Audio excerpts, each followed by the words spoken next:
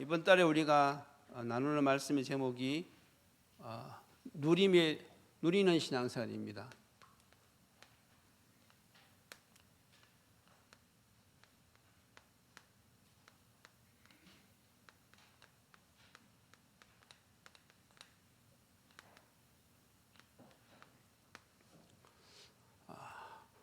누리는 신앙생활이 정상적인 신앙생활이지요. 이 반대는 눌리는 신앙생활인데 눌리는 신앙생활을 하는 사람들도 의외로 있습니다. 그래서 여러분들도 정말로 이왕하는 신앙생활, 날마다 임마누엘 축복을 누리는 이런 신앙생활을 하시기를 주님으로 축원드립니다. 자, 우리가 이 누리는 신앙생활을 하려면 어떻게 해야 되느냐? 먼저 은혜 충만부터 받아야 된다 했습니다.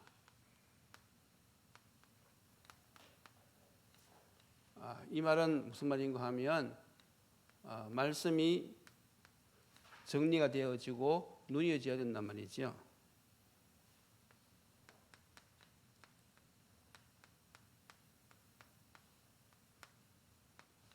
하나님은 말씀으로 역사하시고 하나님의 말씀은 살아있기 때문에 하나님의 이 말씀이 내 마음에 딱 정리가 되어져야 됩니다. 그리고 그것을 항상 우리가 길을 가든지 서거나 앉든지 무엇을 하든지 그걸 묵상하면서 실질적으로 누려야 됩니다. 이렇게 되어지는 사람은 당연히 신앙생활을 누릴 수가 있지요. 자, 이렇게 우리가 복음을 듣고 은혜를 받다 보면 무엇이 보이느냐 할 때 하나님의 뜻과 계획도 보이지만은 세상 보는 눈이 열립니다.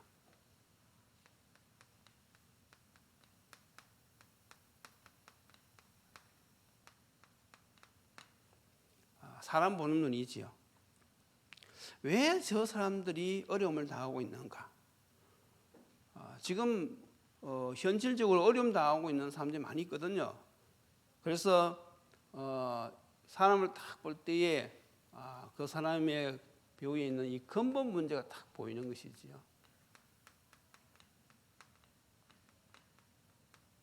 그러면서도 현실에 당하고 있는 문제의 원인도 딱 보이는 것입니다. 그래서 이 사람들이 왜 어려움을 당하는지 그것이 이 복음 속에 들어있단 말이지. 복음 속에. 그러니까 복음이 정의되어 있는 사람은 정확한 이 진단이 되어지고 정확한 답을 줄 수가 있어요. 그래서 특히 전도자들은요, 이 눈이 딱 열려야 되거든요. 세상 보는 눈도 열려야 되고요. 무엇을 전달할까? 그 눈도 열려야 돼요. 또 어떻게 전달할까? 그 눈도 열려야 됩니다. 그래서 전도자들이 이 정리해야 될 메시지가요 많이 있어요. 그래서 그것을 차근차근 우리가 정리해 들어가야 됩니다. 그러면요 전도자가 세상 보는 눈이 열리고요 무엇을 전달해야 될지 어떻게 전달해야 될지 그 눈이 딱 열리면요 사역이 너무 재미있죠. 왜냐하면 정확한 진단과 답을 줄 수 있으니까 개인화시키는 것까지 다 할 수 있으니까. 그래서 그렇게 되어지는 사람들은요 신앙생활이 당연히 누려질 수밖에 없는 것이죠. 그래서 이래서 예수를 믿어야 되는구나. 그리스도의 필연성, 당연성, 절대성 이게 다 깨달아지는 것이죠. 자, 이걸 알게 되어지면 이제 그 다음 저 사람들을 살려내기 위해서 또 무엇을 깨닫게 되어지는가 하면 훈련의 필요성을 알게 되어지는 것이죠.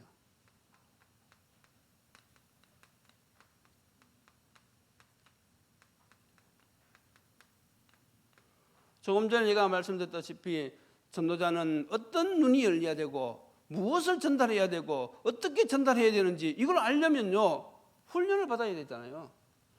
내가 빨리 지금 훈련 받아가지고 무엇을 전달하고 어떻게 전달하는지 빨리 내가 알아야 되겠다. 그런 필요성을 딱 느낀단 말이죠. 그래서 정상적인 신앙인은요 장성한 자가 되는 것이라면 훈련의 필요성을 아는 사람은요 성숙한 자가 되는 것입니다. 그래서 신앙생활을 바르게 하는 것이 정상적인 신앙이고 하나님의 일을 제대로 해낼 수 있는 사람이 성숙한 사람인 것입니다. 그래서 우리가 이렇게 하나님의 일을 제대로 해낼 수 있도록 우리가 인도받아 가기 위해서 필요한 것이 무엇이냐? 바로 훈련의 필요성이죠. 이렇게 인도받아 는 사람들은요, 신앙생활 누림이 되어지죠. 자, 그러면 이제 이렇게 해서 성숙한 신앙인이 되어지면 그 다음에 우리가 해야 될 일이 무엇인가 하면 그것이 바로 오늘 해야 될 일입니다. 성령 충만한 생활입니다.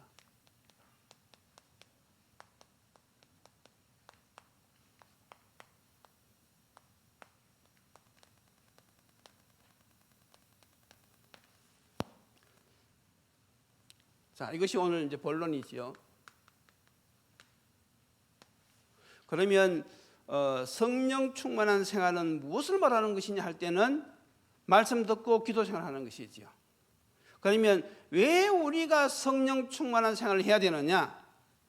그 첫 번째가 바로 우리가 보좌의 능력을 힘입기 위해서 그렇습니다.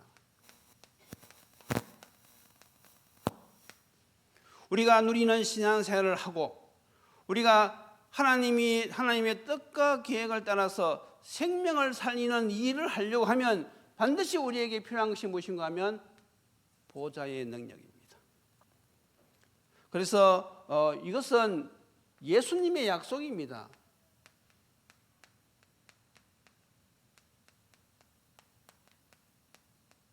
그것이 바로 사도행전 1장 8절에 나오지요. 성령을 보내주시겠다고 약속하셨고 또 성령이 임하면 권능을 받고 땅까지 이르러 내 증인이 되게 하겠다고 약속하셨어요. 조건이 무엇입니까? 성령 충만 받으면.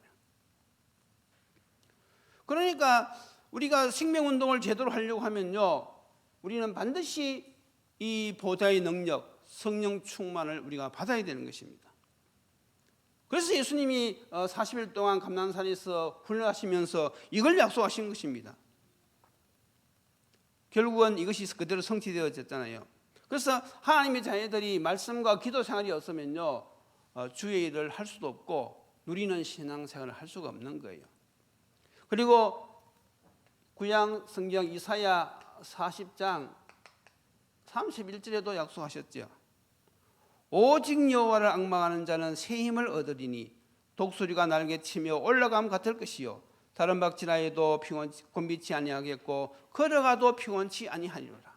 신약이나 구약이나 정말 누리는 신앙생활 한 사람들은요, 보좌의 능력을 힘입고 했어요.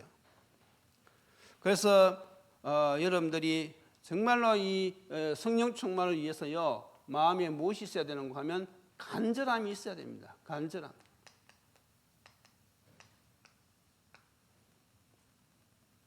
우리가 세상을 살아갈 때에 뭐 일이 잘 안 풀리면요, 마음에 간절함이 생기지 않습니까? 그래서 어떻게 해야 되지 하고 막 사람도 찾아가고 또 길도 알아보고 막 사람들도 만나보고 그렇게 하잖아요. 정말 답답한 일을 만나면 저희들이 이제 중국에 있을 때 어떤 자매 한 사람이 그 자녀를 전번에도 말씀드렸듯이 자녀를 낳았잖아요. 중국은 얼마 전까지만 하더라도 한 가정 한 자녀 운동이잖아요. 그런데 둘째를 가진 거예요. 우리 믿는 사람들이니까 나라 뭐 벌금 하더라도 놓는 게 하나님의 뜻이다 이래가지고, 그래서 이 사람이 농촌 출신이니까 농촌 다 인척 관계에 있으니까 벌금을 조금 하고 넘어갔어요. 아니 그런데 또 셋째를 또 가졌네. 그러니까 이제는 아무리 뭐 친척 관계라도 이건 3명은 자기들도 못 봐주겠다는 거예요. 이건 안 된다 이거지. 그래가지고 벌금을 21만 원, 중국 돈 21만 원. 그 당시 그 자매가 한 달 월급이 얼마인가 하면 2,500원입니다. 한 달 초로 일을 해도 2,500원인데 21만 원 벌금이 나왔으니까 이건 감당을 할 수가 없잖아요. 그 벌금 안 내면 애 호적을 못 올려. 그러면 걔는 뭐 학교도 못 다니고 아무도 못 하는 거예요. 그러니까 뭐 어떻게 합니까? 뭐 기도하는 수밖에 없잖아요. 교회가 뭐 돈이 있는 것도 아니고. 그렇게 기도했는데 나중에 법이 바뀌었어요. 그 사람이 형편에 맞게 벌금 안 내려가지고 그게 해결되었단 말이죠. 그래서 우리 살다 보면 그런 간절함이 있을 수도 있습니다. 또 여러분 배가 너무 고프단 말이지요. 그러면요 먹어야 된다는 간절함이 있잖아요. 그래서 너무 배고프면요 창피하지만은요 사람한테 가서 찾아가서 좀 얻어먹기도 하고 그런단 말이지요. 그와 마찬가지로 우리가 주님의 뜻을 이루기 위한 간절함, 이게 필요하단 말입니다. 정말로 주님이 약속하신 이 사도행전 1장 8절 성령이 임하면 권능을 받고 땅까지 이르러 정인이 된다는 이 약속에 우리가 응답받기 위해서 그런 간절함이 있어야 된단 말이죠. 생명 구원을 위한 이런 간절함이 있어야 돼요. 그래서 이것을 놓고 여러분들이 기도하셔야 됩니다. 만약 여러분들이 신앙생활 해가는데 자꾸 게을러지고 믿음이 없어진단 말이지요. 그렇다면 여러분이 반드시 왜 이럴까 하고 생각을 해야 돼요. 왜 내가 이럴까? 원인은 무엇입니까? 무엇이겠습니까? 말씀이 틀림없이 마음에 안 담길 거예요. 더 나아가서 기도 생활에 대한 간절함이 없을 것입니다.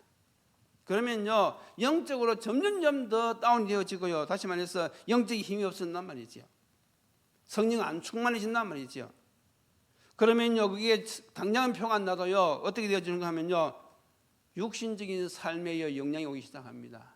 육신적인 삶에 탁 묶이게 되는 것이죠. 현실에 딱 이 치역이 되어 있어요. 그러면요 근심 걱정이 막 들어오기 시작합니다. 그런데 교회 앉아 있어도요 말씀에 집중할 수 없고요 막 오만 잡생각이 막 밀어닥치는데 그걸 내가 이길 힘이 없단 말이지. 그러니까 보좌의 이 능력, 보좌의 힘은요 그림의 떡이란 말이죠.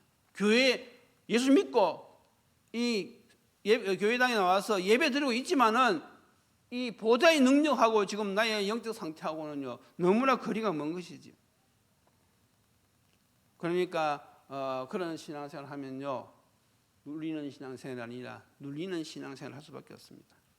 혹시 그런 분들이 있다면요 빨리 이 보좌의 능력을 회복하는, 다시 말해서 말씀과 기도 생활을요 회복해야 됩니다. 그래서 말씀을 드려야 돼요. 오늘 여기 오신 분들은요 하루 종일 일하시고 얼마나 피곤합니까? 그런데도 이 비밀을 알기 때문에 오신 거 아니겠습니까? 정말로 우리가요 이 보좌의 능력, 이 비밀을 아는 사람들은요 육신이 피곤하다 할지라도 무엇이 내가 사는 길인지 그걸 안다는 것이죠. 이런 축복이 여러분들에게 계속 있기를 바랍니다. 자, 그래서 왜 우리가 성령 충만 받아야 되느냐? 보좌의 능력을 힘입기 위해서 성령 충만 받아야 된다. 자, 그래서 우리가 어떻게 하면 이 보좌의 능력을 힘입느냐 말씀드렸어요. 말씀 붙잡고 기도의 비밀을 누려야 됩니다.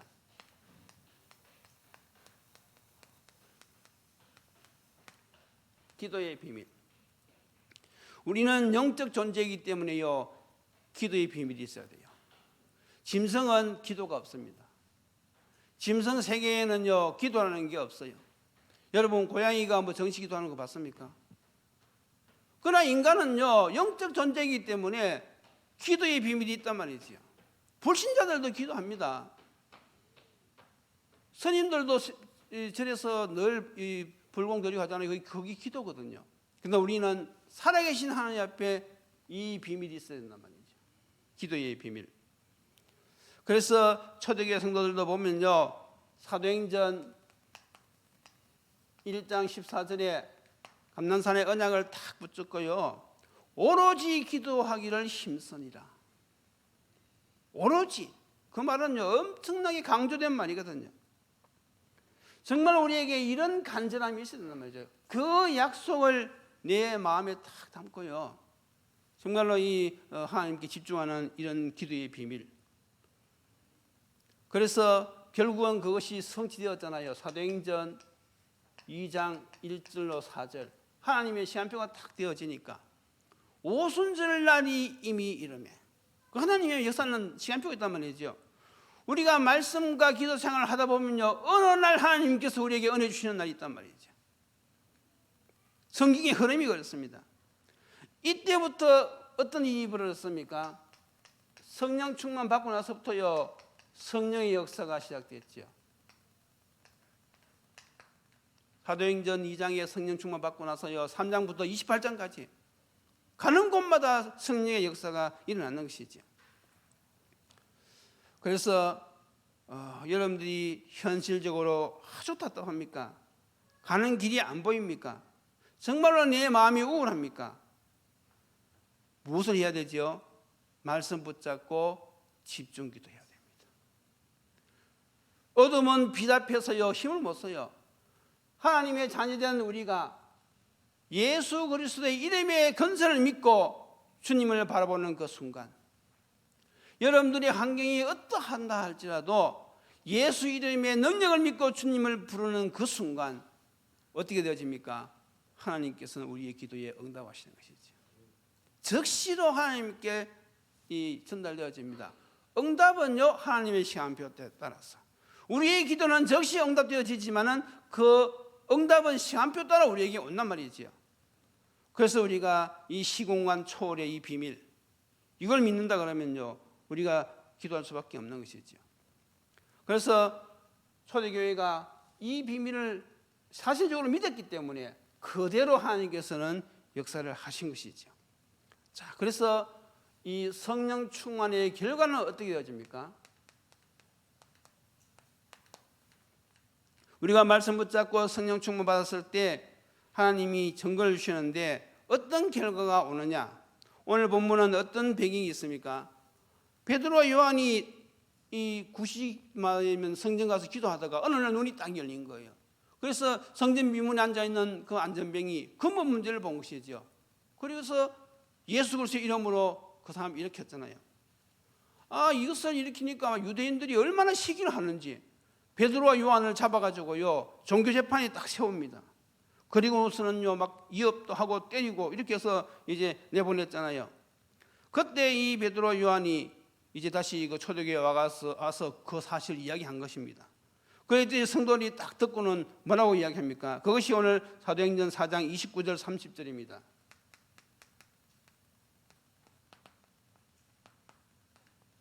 뭐라고 기록되어 있습니까? 주여 이제도 그들의 이업함을 굽어보시옵고 또 종들로 하여금 담대히 하나님의 말씀을 전하게 하여 주옵시며 손을 내밀어 병을 낫게 하옵시고 표적과 기사가 거룩한 종 예수 이름으로 이루어지게 하옵소서. 기도하자 그래가지고 이렇게 기도했단 말이지요. 그랬더니 또 여기도 똑같은 역사가 일어났어요. 사도행전 4장 31절에 어떤 역사가 일어났습니까? 빌기를 다함에 모인 곳이 진동하더니 무리가 다 성령이 충만하여 담대히 하나님의 말씀을 전하니라 그랬습니다. 자, 그래서 성령 충만의 결과가 무엇으로 나타나는가 하면 지속적인 복음 전파로 나타났어요.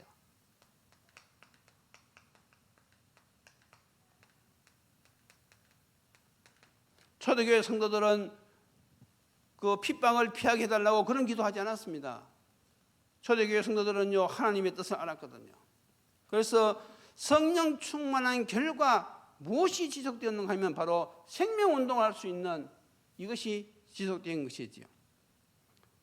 그래서 우리가 성령 충만을 받는 궁극적인 목적도 예수님께서 말씀하시잖아요. 딴 것까지 이르러 내 증인이 되리라. 이것이 주님이 우리에게 성령 충만을 주신 근본 이유입니다. 오늘 이 시간 저와 여러분들이 왜 우리가 성령 충만한 생활을 해야 되느냐? 근본 방향은 무엇입니까? 주님의 뜻을 이루기 위해서. 사도행전 1장 8절의 그 말씀을 성취를 위해서 우리가 성령 충만을 받아야 된단 말이죠. 그래서 우리가 성령 충만하면요 당연히 어떻게 되어지는가 하면 주님이 원하시는 것을 하고 싶은 마음이 생겨요. 이게 성령의 역사입니다. 그게 성령이 주시는 마음이거든요. 그러니까 성령 충만 받으면요 복음이 나오게 되어 있어요. 그건 내가 하는 게 아닙니다. 그래서 이것을 우리 렘넌트로 하여금 체험하게 하자 이거지요. 체험을 하게 하자 이거지요. 마가복음 16장 20절 그 지자들이 체험했던 것을 체험하게 하자 이거지요. 마가복음 16장 20절에 무슨 말씀입니까? 이에 제자들이 나가 두루 복음을 전파할세 주께서 함께 역사하사 그에 따르는 표적으로 말씀을 확실히 정언하시니라. 나가서 복음 전할 때 주께서 함께 하시는 역사가 일어난단 말이죠. 그것을 우리가 겨울방학 우리 렘넌트들 집중 말씀 운동을 통하여서 체험하자 이거죠. 그래서 우리 렘넌트 때 주님이 함께 하시는 이걸 한번 체험해 버리면요, 이 렘넌트들 성경에 나오는 렘넌트들처럼 그렇게 쓰임을 받을 줄 믿습니다. 그래서 여러분, 우리 부모님들이 잘 생각해야 돼요. 정말로 우리 렘넌트들을 복음으로 무장시키지 않으면요, 지금 사단이 얼마나 지금 이 세상을 깨고 있습니까? 여러분 정말로 이 눈을 뜨고 세상을 보세요. 많은 사람들이 사단에 쏘아가지고, 사단 눈이 안 보이잖아요. 사단은 눈이 안 보이지만 사람을 통해 역사하잖아요. 그 하루하루 일을 해서 먹고 사는 것도 힘드는데 거기다 사기를 당해보세요. 그래가지고 내가 번 돈이 내 주머니는 안 들어오고 빚감도로 들어간다 생각해보세요. 여러분 얼마나 속 터집니까? 지금 그런 사람들이 한두 명이 아니란 말이죠. 아니, 자녀들을 잘 키워놨더니 얘들이 세상 문화에 어떻게 휩쓸려가지고 불신자 남자하고 만났는데 이 만난 남자가 이게 완전히 영적 문제 심각한 사람이라. 그러면 평생 어떻게 되어집니까? 그 결혼 생활이 평생 고통이란 말이죠. 그게 먼 나라 이야기 아니란 말입니다. 그래서 여러분들이 나의 자녀, 우리 자녀들, 우리 렘넌트들을요, 정말로 이 세상에 어디를 던져놔도 혼자 살아남을 수 있을 정도로 영적 분별을 다 가지고 하나님 원하시는 선택을 하면서 하나님이 주시는 이 힘을 공급받으면서 나도 살고 남도 살리는 이런 렘넌트로 세우려고 그러면요, 렘넌트들이 요 훈련 코스로 가야 되는 것입니다. 정말로 복음을 깨닫고요, 그것이 정리되어지고요, 그걸 누리면서 정말 하나님이 주시는 이 평안, 그걸 맛봐야 돼요. 그래가지고 이 렘넌트들 하여금 세상 보는 눈을 딱 열어가지고, 내가 정말로 이 세상을 살려야 되는 렘넌트로 내가 쓰임받으려고 하니까 내가 훈련을 받아야겠구나. 내가 정말 말씀으로 무장을 해야 되겠구나. 이걸 다 알고, 그래서 내가 날마다 성령 충만의 이 비밀을 내가 가지고 살아야 되는 것이구나. 딱 알고요, 그 무장되어지면요, 평생 누리는 생활뿐만 아니라 많은 사람을 살릴 수 있단 말이죠. 그래서 이번 방학 때 렘넌트 훈련시킬 때요, 우리 부모님들도 같이 오세요. 같이 오셔가지고 말씀이 딱 정리돼야 됩니다. 그래서 우리가 이 렘넌트를 일방적으로 메시지하는 것이 아니고요, 포럼을 해가면서, 그래야 서로 대화가 될 거 아닙니까? 짧은 시간이지만은 정말 렘넌트 하려고 우리가 무장할 수 있도록 우리가 기도하면서 인도받아야 되겠습니다. 이렇게 인도받는 것이 성령의 인도죠. 자, 결론이 무엇입니까? 이렇게 해서 결국 우리가 하나님이 원하시는 진짜 응답은 무엇이냐 하면, 참 응답은 무엇이냐 하면 바로 우리가 마가다락방의 응답을 받는 것입니다.